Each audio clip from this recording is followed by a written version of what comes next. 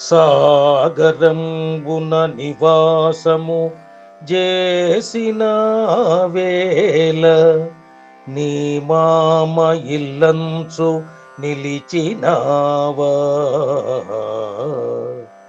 ఇల్లటమును బోతివేమి లేమిడి వచ్చే బిరుదైన దొరవేమో సరసిజాక్ష.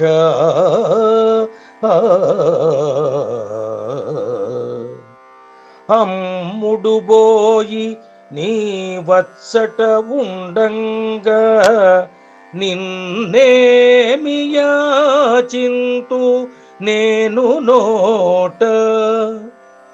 ధనవంతురాలు మా తల్లి లక్ష్మీదేవి నిన్ను పుట్టినింటత నిలుపుకొనెను. అంత ఘన భాగ్యశాలి మా అమ్మగలదు. కొదువ నాకేమి నిన్వేడు కొనగనేడు. చక్రధర ధరుమపురిధామ సార్వభౌమ నరహరి. భక్తజనకల్ప నాగతల్ప.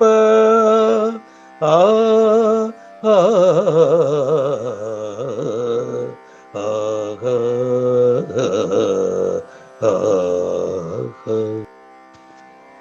భావం: ఓ నరహరి, సాగరుడు నీకు మామ అవుతాడు. మామ ఇంట్లో నివాసం చేసుకుని అక్కడే స్థిరంగా నిలిచావు. నీవు ఇల్లటం పోయినావు కాబోలు. నీకు ఏ కష్టం వచ్చింది? నీ బిరుదు చూస్తే పెద్దది కదా. నీవే అమ్ముడు పోయి అక్కడ ఉంటే నేను నిన్ను ఏం యాచించాలి? ధనవంతురాలైన మా తల్లి లక్ష్మీదేవి నిన్ను తన పుట్టింట్లో నిలుపుకున్నది కదా. అంత గొప్ప భాగ్యశాలి అయిన మా అమ్మ మాకు అండగా ఉన్నది.